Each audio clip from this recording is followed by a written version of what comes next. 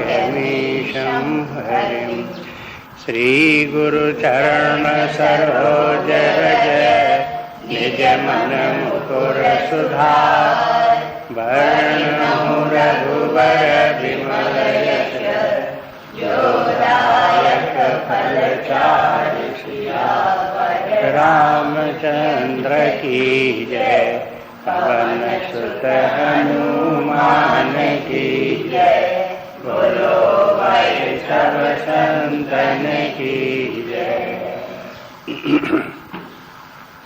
दुआ 139 के बाद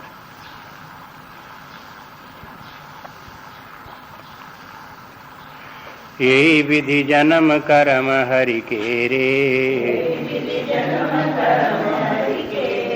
सुंदर सुखद विचित्र घनेरे कलप कलप प्रति प्रभु अवतरहि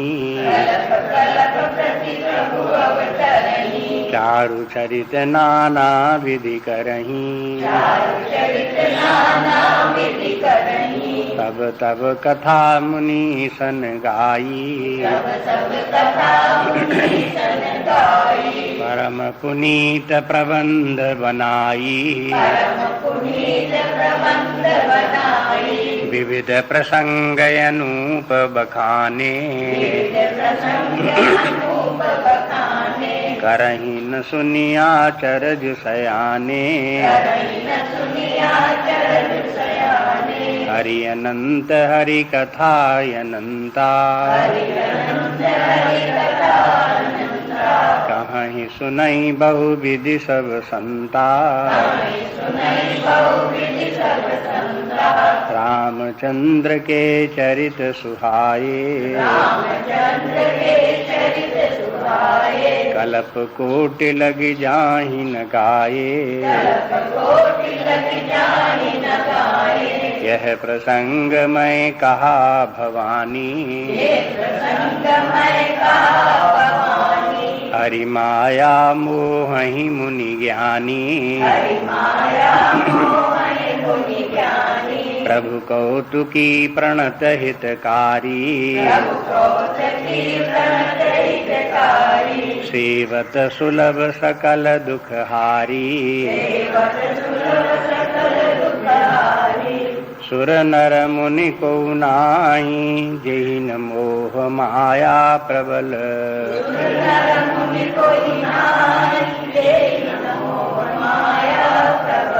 अस विचार मन माहि भजिय महामायापति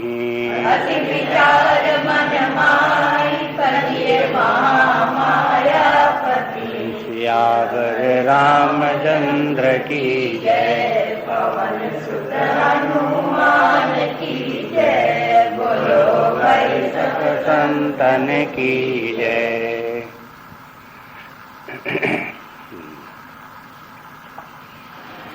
अब स्मरण करें कि कैलाश पर्वत भगवान शंकर जी पार्वती जी को कथा सुना रहे हैं और पार्वती जी के पूछने पर भगवान के जो जन्म के हेतु हैं अवतार लेने के हेतु उनका वर्णन कर रहे हैं। किस प्रकार से क्या घटनाएं घटती हैं, किस प्रकार से परिस्थितियां उत्पन्न होती हैं कि भगवान फिर अवतार लेते हैं, उसका वर्णन करते हैं। यहाँ एक कथा नारद मोह की कथा हो गई। उसमें नारद जी का शाप हो गया भगवान को, उसके कारण उनको अवतार लेना पड़ा और शंकर जी के गण उनको नारद जी का शाप हो गया, इसके कारण उनको रावण और कुंभकर्ण होना पड़ा। इस प्रकार से एक कल्प की कथा उसका हेतु ये हो गया। अब दूसरी कथा आगे सुनाने जा रहे हैं, उसके पहले बीच में कुछ बातें फिर कह देते हैं वो ध्यान में रखने की है, नहीं तो भ्रम होने लगता कथाएं सुन सुन करके। कहते हैं यही विधि जन्म कर्म हरि के रे, इस प्रकार से भगवान के अवतार लेना, फिर उनके नाना प्रकार की लीलाएं करना, ये सब सुंदर सुखद विचित्र घनेरे, ये सब भगवान की चरित्र सुंदर चरित्र हैं, सुखद हैं, सुख देने वाले भी हैं और विचित्र भी हैं। भगवान के चरित्र विचित्र हैं कि माने उनको सुनते हैं तो आश्चर्य लगता है। साधारण लौकिक संसारी व्यक्तियों जैसे उनके चरित्र नहीं है, उनमें विशेषता है, वो विचित्रता उनमें है। और उसके साथ साथ भगवान के चरित्र सुंदर हैं। सुंदर से तात्पर्य कि वो जो कुछ व्यवहार करते हैं उससे सभी लोगों को सुख प्राप्त होता है। सबसे सुंदर व्यवहार वो है जिससे कि जिन लोगों के भी संपर्क में व्यक्ति आवे वे सब सुख का अनुभव करें, किसी को क्लेश न हो, दुख न हो, भय इत्यादि न लगे। ये है सुंदर चरित्र है। तो भगवान ऐसे ही करके दिखाते हैं। वैसे संसार में लोग समझते हैं कि सबको प्रसन्न करना बहुत मुश्किल है, कैसे हो सकता है, कोई न कोई नाराज हो गई। लेकिन भगवान इस प्रकार से आचरण करके दिखाते हैं कि सभी लोग उनसे प्रसन्न रहते हैं, कोई दुखी नहीं होता उनसे। ये भगवान का चरित्र की विशेषता है, इसलिए सुंदर चरित्र उनके हैं। और फिर सुखद हैं इसलिए कि भगवान के चरित्रों को सुनने से वासनाएं बदलती हैं, तमोगुणी रजोगुणी वासनाएं क्षीण होती हैं, सत्वगुण की वृद्धि होती है। और सत्वगुण में जो सुख का अनुभव होता है वो भगवान की कथा से संभव है। इसलिए भगवान की कथा को निरंतर सुनता रहे तो उसके व्यक्ति को, सुनने वाले को या कहने वाले को या भगवान के चरित्रों का अध्ययन पढ़ने वाले को उसके संस्कार बदलते रहते हैं। संस्कार बदलने तक उसे प्रतीक्षा करनी चाहिए। जैसे जैसे उसका संस्कार बदलते जाएंगे वैसे वैसे वो सुख की अनुभूति करता जाएगा। और जब व्यक्ति स्वयं अपने आप में संतुष्ट और सुखी होता है तब अन्य लोगों से व्यवहार में भी उसका व्यवहार सुंदर व्यवहार बनता है। जब व्यक्ति स्वयं ही तमोगुणी रजोगुणी स्वभाव का है, मन बुद्धि विकृत है, स्वयं अशांत है, दुखी है, परेशान है, तो ऐसा व्यक्ति समाज में दूसरे लोगों को भी समस्या उत्पन्न करता है। अकारण ही अन्य लोगों को भी दुख देता है, परेशान करता है। तो इस शास्त्र का उद्देश्य ये है, चाहे पौराणिक कथाएं पढ़ें, चाहे उपनिषदों को पढ़ें, चाहे गीता को पढ़ें, कि हमारा व्यक्तित्व बदले और हम सुंदर सुखद जीवन स्वयं जिएं और अन्य लोगों को भी अपने व्यवहार से, जीवन से सुख प्राप्त करावें, दुख क्लेश किसी को न हो। तो कल्प कल्प प्रभु प्रति अवतार ही कहते हैं। भगवान राम हर कल्प में अवतार लेते हैं। तो कल्प कल्प में प्रतिकल्प में भगवान का अवतार होता है भगवान राम का। और चारों चरित्र नाना विधि करहीं और अनेक प्रकार के सुंदर चरित्र करते हैं। ये भी है कि हर कल्प में भगवान के सब चरित्र एक से नहीं है, बदल बदल करके भी है। कहीं कहीं थोड़ा बहुत आगे पीछे बदला भी है उनको चरित्रों का। तो वो जैसे भगवान ने जिस कल्प में जो चरित्र किए हैं तो उनके गाने वाले भी जो हैं, सुनाने वाले भी, तो कोई किसी कल्प की कथा सुनाते हैं, कोई किसी कल्प की कथा सुनाते हैं। ये ध्यान में रखने की बात है। ये यहाँ पर इसी का प्रसंग है। इसलिए शंकर जी कहते हैं कि एक कल्प में जब भगवान ने नारद जी के शाप के कारण से अवतार लिया तो उनको एक प्रकार के उन्होंने चरित्र किए। वो उनके अपने विचित्रता उनकी थी, सुंदर चरित्र थे। लेकिन आगे जो कथा बता रहे हैं उसके अनुसार अब मनु शत्रुपा की कथा आ रही है। उसमें कहते हैं कि उसमें भी भगवान को अवतार लेने के लिए कारण बन गया और उसमें जो उन्होंने चरित्र किए उनमें कुछ अंतर हो गया, भिन्न प्रकार के हो गए। लेकिन अवतार तो हर कल्प में होता ही है। हर कल्प में उनका अवतार होना और कल्प कल्प में उनके चरित्रों में कुछ कुछ अंतर आना, ये ध्यान में रखना चाहिए। अगर ये नहीं ध्यान में रखेंगे तो कंफ्यूजन हो जाएगा। आप कहेंगे कि तुलसीदास ने ये लिख दिया, वाल्मीकि ने ये लिख दिया, व्यास जी ने ये लिख दिया, इन्होंने ये लिख दिया, तो बस इसलिए लेकर के आप कहेंगे कि देखो कोई जो मर्जी आता सो लिख देता है, कोई ठीक ठिकाने नहीं, सब कल्पनाएं मात्र है। तो ऐसा नहीं है। तुलसीदास जी उसको स्पष्ट करते हैं कि किसी की कल्पना मत समझो। विभिन्न अवतार कल्पों में भगवान ने जो जो अवतार लिए हैं वो सब सत्य हैं, अपने स्थान पर सब ठीक हैं। वो कल्प भेद से सब सत्य हैं। एक ही कल्प की कथा होती तब तो सबको एक ही से कहनी पड़ती, लेकिन अनेक कल्पों की कथाएं हैं भगवान के चरित्रों की, इसलिए उनमें नाना रूप भी है। तो कल्प कल्प प्रभु अवतरहीं, चारों चरित्र नाना विधि करहीं। नाना विधि से माने एक ही कल्प में अनेक प्रकार के चरित्र करते हैं, ये बात नहीं है। अलग अलग कल्पों में अलग अलग प्रकार के भी चरित्र उनके होते हैं। तब तब कथा मुनि सन गाई, तो मुनियों ने उन कल्पों की कथा भगवान की गा करके सुनाई है। भगवान ने चरित्र किए और उसके बाद मुनियों ने उनको जाना और फिर जान करके उनकी कथा उन्होंने सुनाई। और करई न सुनी आचर्य सयाने, इसलिए जो सयाने माने बुद्धिमान व्यक्ति हैं वो इन कथा को सुन करके आश्चर्य नहीं करेंगे। यहाँ तो कहते हैं कि आश्चर्य नहीं करेंगे कि ये कैसे हो गया, कि तरह तरह के चरित्र कैसे भगवान के, एक जगह ऐसा किया एक जगह ऐसा किया। तो उसका कारण ये कि एक कल्प में उनके एक चरित्र हैं, दूसरे कल्प में दूसरे प्रकार के चरित्र हैं, इसलिए कोई असमंजस की बात नहीं है। दोनों स्थान पे दोनों बात ठीक है, आश्चर्य मत करो उनको। तो एक बहुत बड़ी शंका का उत्तर तुलसीदास जी यहीं पहले दे देते हैं कि इस प्रकार की शंकाएं करना ठीक नहीं है। क्यों नहीं ठीक है उसका कारण भी समझा दिया है।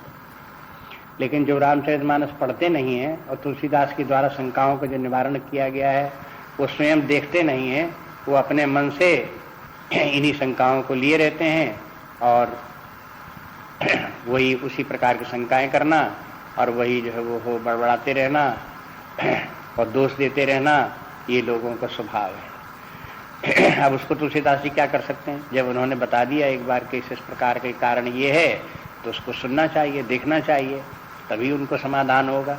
अपने मन से किसी का समाधान नहीं हो जाता। जब मन में शंका उत्पन्न होती है तो अपने आप ही समाधान हो जाए, ऐसे नहीं होता। उसको समाधान के लिए शास्त्र को देखना पड़ता है, गुरु आचार्य को देखना पड़ता है, वहीं उसका समाधान मिलता है। हरि अनंत हरि कथाएं अनंता, तो इस प्रकार से कहते हैं देखो भगवान भी अनंत हैं और उनकी कथाएं भी अनंत हैं। और कहीं सुनहि बहुविध सब संता, सभी संत लोग तरह तरह से उनको कहते हैं। भगवान के नाना प्रकार के चरित्र हैं, किसी को भगवान के कोई चरित्र प्रिय है, जिसको जो चरित्र भगवान का प्रिय लगता है उसे बड़े विस्तार से सुनाता है, और जो भगवान के चरित्र किसी व्यक्ति को साधारण से लगते हैं उसमें उतनी प्रियता नहीं है, उनको संक्षेप में कह देता है, आगे बढ़ जाता है। ये कवियों की परंपरा इसी प्रकार की है। जब काव्य रचना करने वाले व्यक्ति, जिनको जिन कवियों को जो प्रसंग उनके हृदय को ज्यादा छूता छा जाता है तो वो उत्साह में आकर के उसका वर्णन ज्यादा कर जाते हैं, और जहाँ जिनको कि वो प्रसंग साधारण लगता है उसको संक्षेप में कह देते हैं। तो कहीं देखेंगे किसी कथा को तुलसीदास जी ने बड़े विस्तार से कह दी है, जबकि वाल्मीकि आदि ने उसको संक्षेप में कहा है। वाल्मीकि जी ने किसी कथा को बड़े विस्तार से कह दिया, तुलसीदास ने समझाई ये इतना आवश्यक नहीं है, इतने कहने की जरूरत नहीं है, उनको उधर की तरफ नहीं लगा मनुष्य में। तो इसलिए कथाएं जो है वही भगवान की हैं, कहीं संक्षेप में कहीं विस्तार से हैं, और फिर उनके रूप भी अलग अलग कल्प के भेद से हैं। इसलिए किसी मुनि को किसी कल्प की कथा अच्छी लगती है, किसी मुनि को किसी कल्प की कथा अच्छी लगती है। तुलसीदास जी ने भी क्या किया है कि एक कल्प की कथा नहीं कही है, अनेक कल्पों की कथा तुलसीदास जी ने कही। कहीं किसी कल्प की कोई बात प्रिय लगी उनको तो वो उन्होंने ले ली है, और किसी दूसरे कल्प में भगवान ने फिर अवतार लिया है और उसमें उनको कोई कथा प्रिय लगी है तो वहां की बात फिर वहां उन्होंने तुलसीदास जी ने ले ली। तो अनेक कल्पों की कथा रामचरितमानस में गुथी हुई सी। इसके कारण से कहीं कहीं लगता है कि एक जगह ये बात कही और दूसरी जगह दूसरी बात कह दी, ऐसी भी लगता है। अब जैसे भगवान के चरित्रों के इतने कारण बता रहे हैं यहाँ से यहाँ तक कि अनेक कारण इस प्रकार के बनते रहते हैं, भगवान ने अवतार लिए। तो जब आगे चल करके भगवान की कथा प्रारंभ होती है तो उनमें ये सब कारण जो पिछले वाले हैं वो कहीं कोई कारण कहीं कोई कारण कार्यकर्ता दिखाई देता है। तो उनका संबंध जोड़ लेना पड़ता है कि किस कल्प की किस कथा से किसका संबंध है। बस इस प्रकार से अपने आप उसमें समझना पड़ेगा, ध्यान देना पड़ेगा। लेकिन आधारभूत सिद्धांत ये है कि भगवान के तमाम कल्पों में नाना प्रकार के अनंत उन्होंने चरित्र किए हैं, तो उन सब चरित्रों में से ले करके कवियों ने, संतों ने, ऋषियों ने उनका वर्णन अपनी अपनी रुचि के अनुसार भिन्न भिन्न स्थानों में भिन्न भिन्न प्रकार से किया है। रामचंद्र के चरित्र सुहाए, कल्प कोटि लग जाए न गाए। भगवान के इतने सुंदर चरित्र हैं कि उनका विस्तार भी बहुत करते रहो। कल्प कोटि तक मैंने बहुत काल तक उनका वर्णन करते रहो तो भी उनका अंत नहीं होता है। ऐसे सुंदर चरित्र भगवान के हैं, उनको बराबर सुनना चाहिए, बार बार ध्यान दे करके उनको रुचि ले करके उनको समझने की कोशिश करनी चाहिए। अब शंकर जी कहते हैं ये प्रसंग में कहा भवानी, भवानी पार्वती जी को संबोधन किया है, इसमें शंकर जी बोल रहे हैं। कहते हैं कि ये प्रसंग में कहा भवानी, कि हे भवानी मैंने ये प्रसंग तुमको कह के सुनाया। कौन प्रसंग? नारद मोह का। नारद मोह के प्रसंग से क्या शिक्षा मिलती है वो भी बताते हैं शंकर जी कि देखो ये कथा तुमको इसलिए सुनाई कि हरि माया मोहि मुनि ज्ञानी, भगवान की माया इतनी प्रबल है कि उसके कारण से ज्ञानी मुनि भी मोहित हो जाते हैं। साधारण व्यक्तियों को तो बात है क्या, नारद जी जैसे मुनि भगवान के भक्त, ऐसे ज्ञानी, और जिनका की निवास स्थान ब्रह्मलोक, ब्रह्मी लोक में रहते हैं, ब्रह्मी जी के पुत्र हैं, और फिर जिनकी की गति वैकुंठ धाम तक है, भगवान के यहाँ भी वहां पहुंच जाते हैं, उनसे भी मिल करके आते हैं। ऐसी महानता है, तिनकी तो दशा ये हुई कि वो माया के प्रसंग चक्कर में पड़ करके इतनी दुखी हो गए, इतनी समस्याएं उत्पन्न हो गई। और फिर तुलसीदास जी अन्यत्र कहते हैं कि पामर लोग व्यर्थ में गुमान करते हैं कि हम बड़े ज्ञानवान हैं।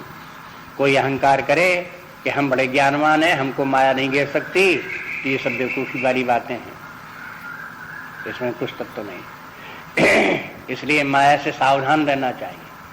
कोई भरोसा न करे माया कब किस समय किस व्यक्ति को किस प्रकार से वो प्रेरित करे, कैसे उसको संकट में डाल दे, इससे सावधान रहे। तो माया से सावधान करने के लिए ये कथा शंकर जी कहते हैं मैंने तुमको सुना दी। हरि माया मोहि मुनि ज्ञानी, प्रभु कौतुकी प्रणत हितकारी। और ये भी देखा कि भगवान बड़े कौतुकी हैं। ये प्रसंग आया इस कथा में तो देखा कि 3 कौतुकी मिले। एक तो नारद जी कौतुकी हैं, दूसरे भगवान भी कौतुकी हैं, और तीसरे शंकर जी के जो दोनों गण थे वो भी कौतुकी थे। इन तीनों कौतुकी कथा ये है इसमें, नारद मोह की कथा। तो भगवान कहते भगवान भी कौतुकी हैं, तो उनका कौतुक क्या? प्रणत हितकारी, जो उनके भक्त हैं उनकी रक्षा करना उनका काम है, यही उनका कौतुक है। नारद जी को अहंकार हो गया तो भगवान उनके अहंकार को दूर करने के लिए उपाय करने लगे, यही उनका कौतुक है। तो जब नारद जी के मोह को अहंकार दूर करने लगे तो उनको मोह उत्पन्न हुआ, माया के बस में हो गए, राजकुमारी से विवाह करने के लिए दौड़े, और फिर क्रोध भी उनको आया। ये सब घटनाएं घटी, ये सब माया का चक्कर उनके साथ में, नारद जी के साथ में हुआ। ये सब केवल इसलिए हुआ जिससे नारद जी का अहंकार समाप्त हो जाए। अहंकार नारद को था, लेकिन पता नहीं था नारद जी को ये अहंकार उत्पन्न हो गया है और उसके कारण समस्याएं उत्पन्न होंगी। लेकिन जब वो शीलनिधि राजा की नगरी और मायामय नगरी और वहां का स्वयंवर, वो सब घटना घट गई, और तब भी नारद जी को पता नहीं चला। जब भगवान ने उस शीलनिधि नगरी की कन्या राजकुमारी समाप्त हो गई और नगर सब गायब हो गए, तब नारद जी को होश आया, करी ये तो सब माया में था, अब मैंने कितनी सब गलती की। तब उनका मोह दूर हुआ, उसी के साथ अहंकार भी दूर हो गया। अब नारद जी को समझ में आया कि मैं इतना अहंकार कर रहा था कि मैंने काम पर विजय कर ली, क्रोध के ऊपर विजय कर ली, और वो कितना झूठ बात थी, कितना निराधार बात थी। ये बात उनको नारद जी को समझ में आ गई। तो ये भगवान ने नारद जी को पर कृपा की। कहते हैं प्रभु कौतुकी प्रणत हितकारी, अपने भक्तों को इस प्रकार से रक्षा करना, उनके मानसिक विकारों को दूर करना, ये भगवान का कौतुक है। वो करते रहते हैं इस प्रकार से। लेकिन जब वह भगवान करते तो अपने ढंग से करते हैं। कोई कहे कि भगवान हमारे जो है वो हो मानसिक विकार दूर कर दो, मेरा क्रोधी चिड़चिड़ा स्वभाव दूर कर दो, तो भगवान दूर जरूर कर देंगे, लेकिन अपने ढंग से करेंगे। ऐसा नहीं कि व्यक्ति धीरे धीरे करके शांत हो जाए, अपने आप काम क्रोध न रहे। अरे कोई घटना ऐसी घटा देंगे जैसे नारद जी करे कि जिसमें पढ़ करके व्यक्ति जो है फिर हमेशा के लिए हाथ जोड़ लेगा, फिर कभी क्रोध नहीं करेगा। ये स्थितियां उत्पन्न कर देगा। तो भगवान अपने, उनका तरीका अपना है, कौतुकी है तो अपना तरीका है, कौतुक है उनका, जिस प्रकार से करते हैं उसी प्रकार से करते हैं। तो सेवत सुलभ सकल दुखहारी, बस ये है कि भगवान की सेवा करो तो वे सारे दुखों को दूर कर देते हैं। दुखों को समझना चाहिए। हर व्यक्ति दुखी है, बहुत से लोग दुखी रहते हैं लेकिन अपने दुख को समझते नहीं है। जब तक व्यक्ति कामनाओं से ग्रसित है तब तक दुखी है। जब तक व्यक्ति मोह जाल में पड़ा है तब तक दुखी है। जब तक आसक्तियों के चक्कर में है तब तक दुखी है। वो भले ही अपने आप को समझे कि हम बड़े सुखी हैं, सुखी उखी कुछ नहीं। कभी कभी तो सब प्रकार से लौकिक परिस्थितियां इस प्रकार की व्यक्ति को प्राप्त हो गई, धन भी प्राप्त, परिवार भी प्राप्त, जो जो कुछ उसे चाहिए संसारी वस्तु में सब प्राप्त, लेकिन फिर भी व्यक्ति जो है वो अपने मन को टटोलता तो देखता है कि उसे कितना रोना पड़ता है। रोते हैं व्यक्ति, सब होते हुए भी रोते हैं। लोगों को रोते हुए देखा, उनको सुना, इस प्रकार से मिलते रहते हैं लोग। एक बहुत बड़े ऑफिसर, गस्टेड ऑफिसर, वे जो हैं रिटायर हो गए, मकान सब बना दिया, लड़कों को पढ़ा लिखा दिया, सब अपने अपने फैक्ट्री कारखाने लगा लिए, सब हो गए, पेंशन भी उनको ढेरों मिलती है। अब बताओ कौन कमी उनको? लौकिक दृष्टि से खूब सुखी, लेकिन उनको भी आंसू बहाते देखा। किस बात में? कि हम ये नहीं समझते थे कि वृद्धावस्था में हमारी ये दशा होगी कि हमारी बहू, हमारे लड़के रोटी को भी नहीं पूछेंगे।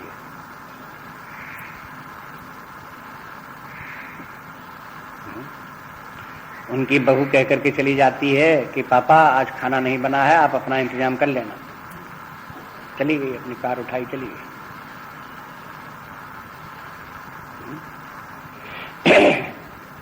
अब इसी बात से दुखी। अब इस दुख को कौन दूर कर सकता है? अब ये दुख को पैसे से तो दूर नहीं हो सकता। परिवार है, पैसा सब है, उससे तो दूर नहीं हुआ ये दुख। तो इस दुख के दूर, ऐसे दुख जीवन में आते रहते हैं। इन दुखों को प्रति सावधान होकर के व्यक्ति को रियलाइज करना पड़ता है कि संसार में, भौतिक जीवन में सदा सुख ही सुख हो, नहीं बात होती। कितना दुख होता है। कभी कभी लोग देखते हैं कि कोई कोई बड़ा ऑफिसर है, गस्टेड ऑफिसर है, IAS ऑफिसर है, तो लोग बाग उसके दुख करके बड़ी सराहना करते, देखो कितना बड़ा ऑफिसर है, बहुत सुखी है, बड़ा प्रसन्न है। लेकिन आपको क्या पता कि उनके मन के ऊपर क्या बीत रही है, नेता लोग उनसे कैसा व्यवहार कर रहे हैं, और वो कैसे छाती के ऊपर पत्थर धरे हुए और अपने बैठे हुए, अपने भीतर बैठे बैठे रोते रहते हैं, सोचते रहते हैं कि रिजाइन कर दें, छोड़ नौकरी, भाग जाएं, छोड़ भी नहीं सकते। इस प्रकार की समस्या उनकी आती। दूर से बड़ा अच्छा आदमी, बड़ा कितना बड़ा ऑफिसर है, और कैसे बढ़िया कार है, अब कैसे बढ़िया ये है, दूर से देखते रहो। अन्य लोगों को बड़ा सुखी दिख रहा है, लेकिन उनकी हालत क्या है वो देखो।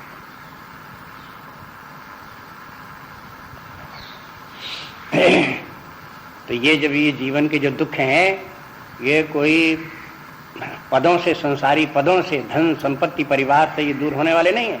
और एक प्रकार के नहीं, अनेक प्रकार के हैं दुख। और जिन लोगों के इस प्रकार के दुख हैं, प्रायः वे लोग क्या समझते हैं कि भाई ये तो संसार है और इसमें तो इसी प्रकार का जीवन मनुष्य का ऐसा ही है, सबको दुख होता है तो सहन करो, बस। रोते धोते सहन करते थे, रो लेते हैं, फिर चुप हो जाते हैं, फिर लग जाते हैं, फिर रो लेते हैं, फिर चुप हो जाते हैं, फिर लग जाते हैं। बस इस प्रकार से रोते रोते जिंदगी बीतती है। जो गरीब हैं वो तो अपनी गरीबी में रो रो के बिताते हैं, जो धनी है वो अपने धनी व्यक्ति भी रो रो के जिंदगी बिताते हैं। उनको शांति नहीं है। इसलिए एकमात्र जो उपाय है अध्यात्म विद्या ही है। भगवान की शरण में ही जाना है, उन्हीं का ध्यान चिंतन करना है, उसी से ये समस्याएं दूर होती हैं। परमात्मा की कृपा से मोह दूर होता है, आसक्तियां दूर होती हैं, व्यक्तियों के चित्त में शांति प्राप्त होती है, संतोष प्राप्त होता है।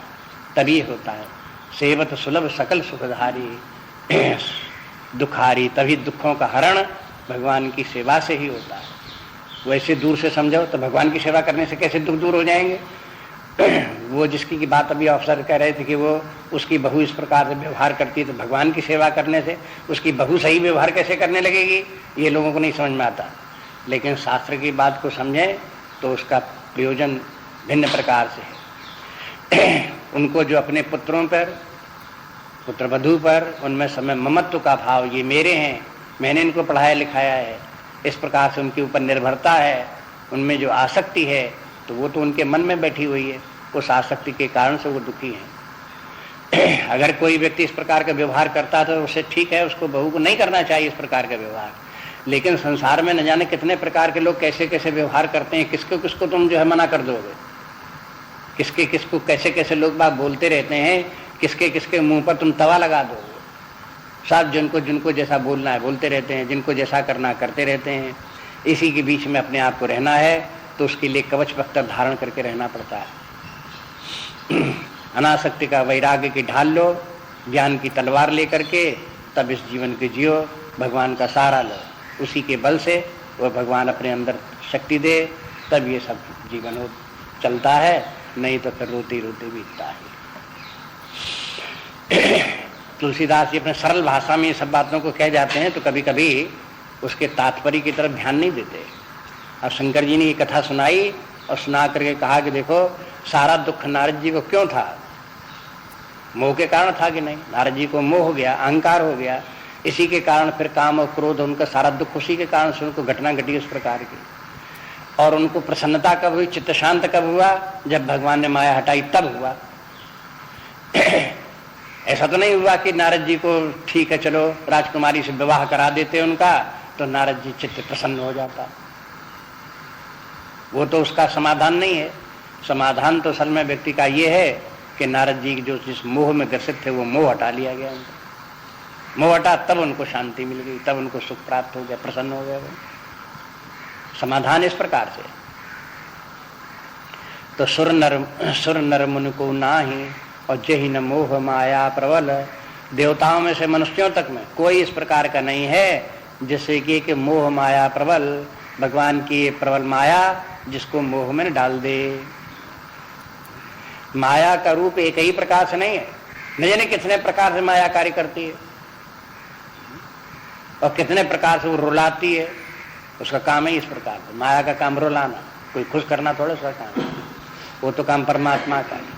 जो व्यक्ति माया में मोह में आसक्तियों में होगा वो नाना प्रकार से वो उसको व्यक्ति को रुलाएगी, परेशान करेगी। अब वो जब इसलिए बचने का उपाय क्या है कि माया से बचो, और माया से बचने के लिए क्या करो, भजी महामायापति ही, महामायापति ही भजी।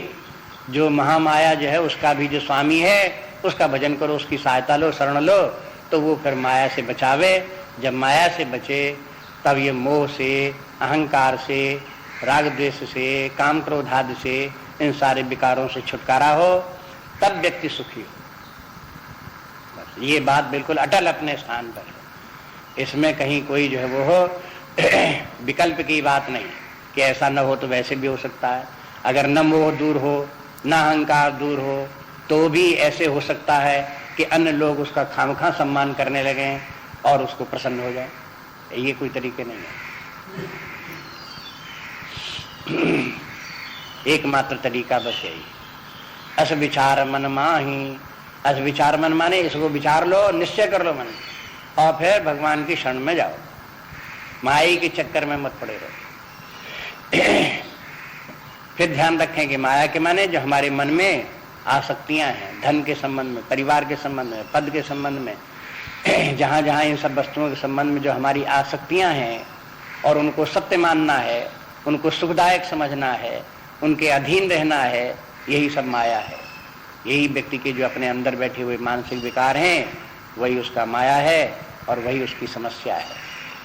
ऐसा नहीं कि माया नाम का कोई व्यक्ति आएगा, कोई स्त्री आएगी, वो फिर किसी व्यक्ति को धर दबाएगी और फिर उसको इस प्रकार से हो जाएगा, गर्दन पकड़ लेगी, ऐसे करके नहीं होता। कोई कॉन्क्रीट फॉर्म उसका माया का नहीं।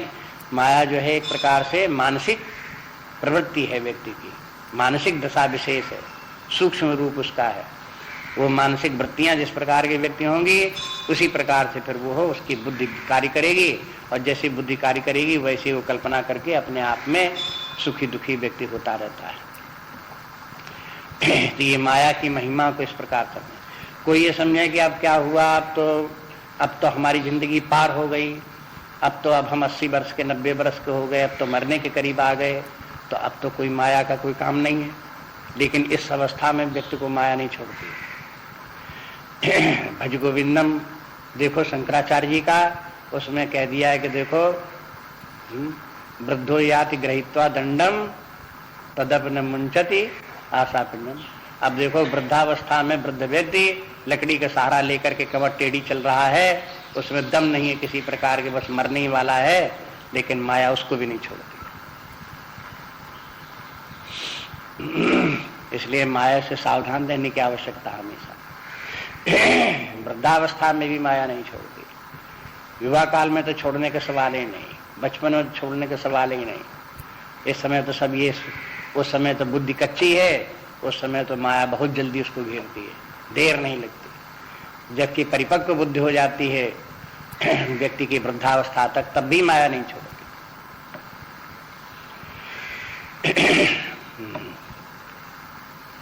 आगे देखिए।